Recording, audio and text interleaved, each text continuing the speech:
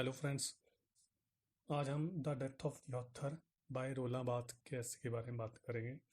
रोला बाथ थे, वो फ्रेंच लिटरेरी थ्योरिस्ट थे, फिलोसफर एंड क्रिटिक थे। तो उनके जो ऐसे थे, जो उनके वर्क थे, जो उन्होंने बुक्स लिखी, उसको उन्होंने इन्फ्लुएंस किया स्ट्रक्चरलिज्म को, पोस्ट स्ट्रक्चरलिज्म थ्योरी को, सोशल थ्योरी को, इन एंथ्रोपोलॉजी को, इन सब थ्योरीज को उन्होंने इन्फ्लुएंस किया।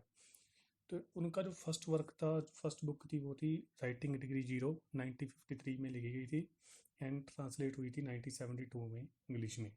मैथोलॉजीज था 1957 में, ये फेमस वर्क था उनका एक और।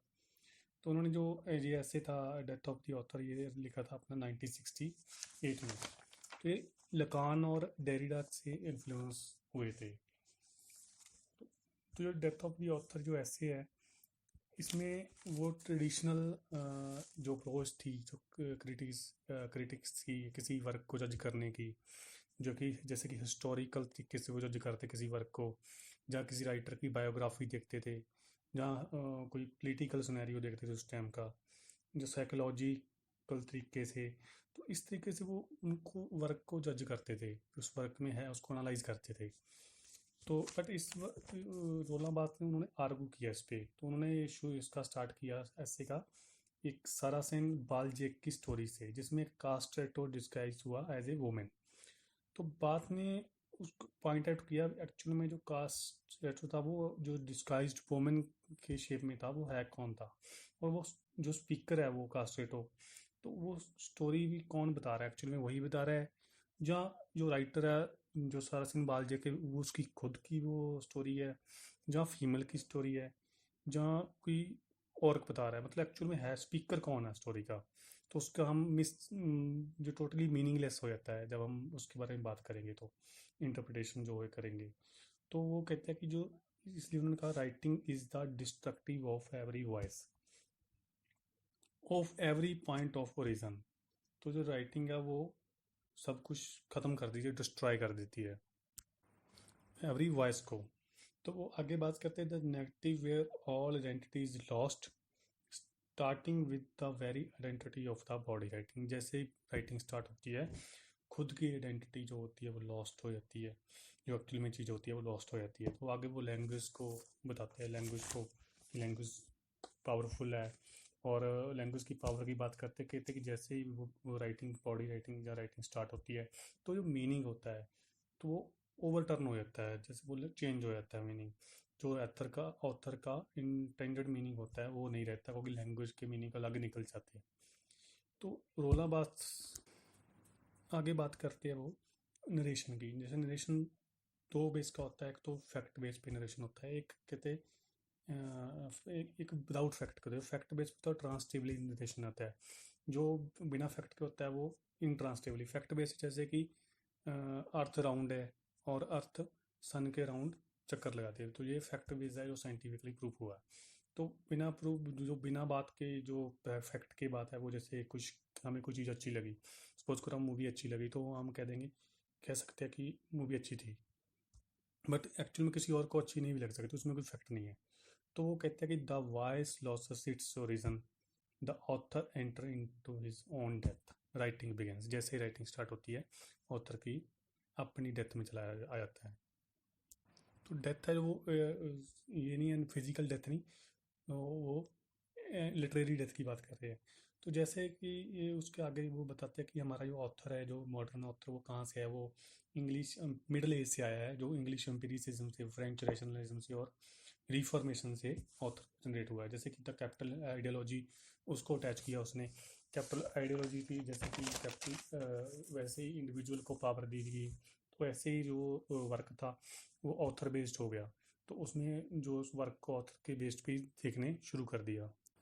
जैसे कि इंडिविजुअल प्रॉपर्टी कैपिटलिस्ट में, और इंडिविजुअल जो पर्सन होता है वो जो प्रॉपर्टी का ओनर होता है, ऐसे ही जो इसमें है, जो वो लिटरेरी में था, वो ऑथर था, वो बुक का ओनर के तरीके से उसको देखा जाता था। तो बाथ ने इस चीज़ को चैलेंज किया और ने उसके आगे इसको एनालाइज किया मिलार में की। जो मिलार में था, उसने इसको डीपर्सनलाइज किया कि ऑथर है वो बुक का एक्चुअली ऑनर नहीं है। तो जो लैंग्वेज है, उसने मलारमे ने लैंग्वेज को कहा जो लैंग्वेज है वो स्पीक करती है, ना कि ऑथर स्पीक करता है टेक्स्ट में या किसी वर्क में। पॉल वेलेरी ने आगे फिर इसको लैंग्वेज पे स्ट्रेस किया कि लैंग्वेज ही जो रिटर्न लैंग्वेज है और जो लिंग्विस्टिक फिलोसफिकल जो प्रोजेक्ट्स है उसमें लैंग्वेज ही इंपॉर्टेंट है, ऑथर इंपॉर्टेंट नहीं है। आगे सरिलिज्म एक मूवमेंट थी, उसके बारे में बात की, वो उसमें भी लैंग्वेज को प्रेफरेंस दी गई और एक्सप्रेशन को प्रेफरेंस दी गई, ऑथर को प्रेफरेंस नहीं दी।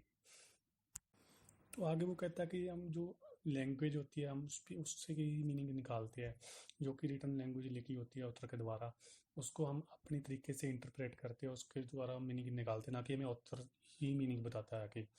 तो वो आगे कहते हैं language knows a subject not a person, क्योंकि पर्सन नहीं है एक्चुअल में, सब्जेक्ट कौन है, लैंग्वेज, उसके द्वारा ही हम मीनिंग जो अपना निकालते हैं किसी टेक्स्ट का।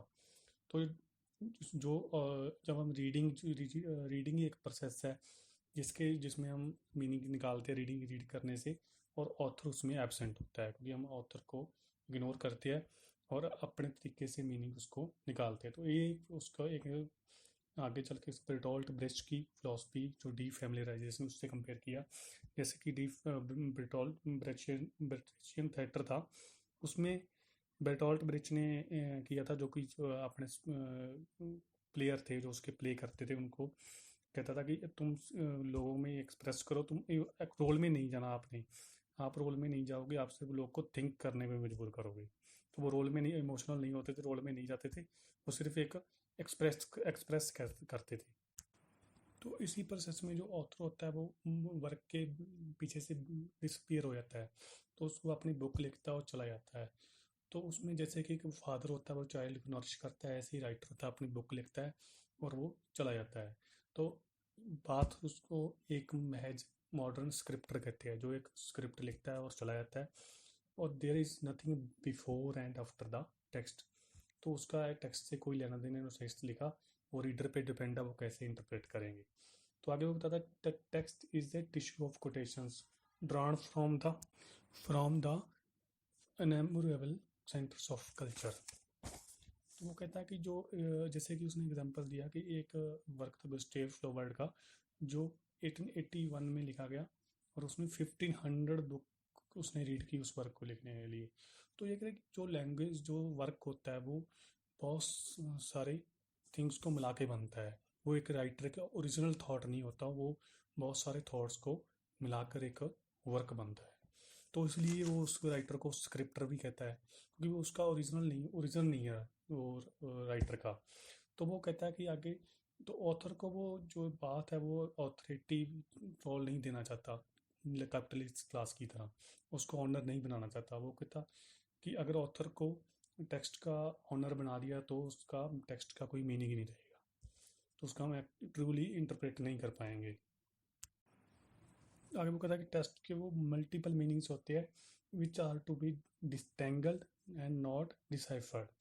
तो वो उसे कहता है कि जो टेक्स्ट होता है जैसे डिस्टेंगल उलझा देना, और डिसाइफर होता है ब्रेक करके जो सुलझा लेना, उसे सॉल्व कर देना। तो जो टेक्स्ट होता है वो सॉल्व करने के लिए ही नहीं, वो डिस्टेंगल करने के लिए होता है, क्योंकि उसके बहुत सारे मीनिंग होते हैं और हम किसी एक मीनिंग पर हम उसको कंक्लूड नहीं कर सकते किसी भी टेक्स्ट को। तो यहाँ पे वो डिस्टेंगल जब बात करता है तो वो पोस्ट स्ट्रक्चरलिज्म में चला जाता है, जहाँ पे भी किसी का भी कुछ मीनिंग नहीं निकलता अकॉर्डिंग टू पोस्ट स्ट्रक्चरलिज्म। तो जो बात होता है वो प्रेफर करता है ऑथर को वर्क से रिमूव करने में, एंड बट वो यही स्ट्रेस करता है एंड में कि ये एक रीडिंग पे डिपेंड है वर्क है जो रीडिंग पे, बट ये पैसिव रीडिंग पे नहीं, जो रीडिंग है वो एक्टिव होनी चाहिए किसी वर्क को एनालाइज करने के लिए। Okay friend, thanks. If you like my video, please subscribe my channel and also comment or like. Hello friends, आज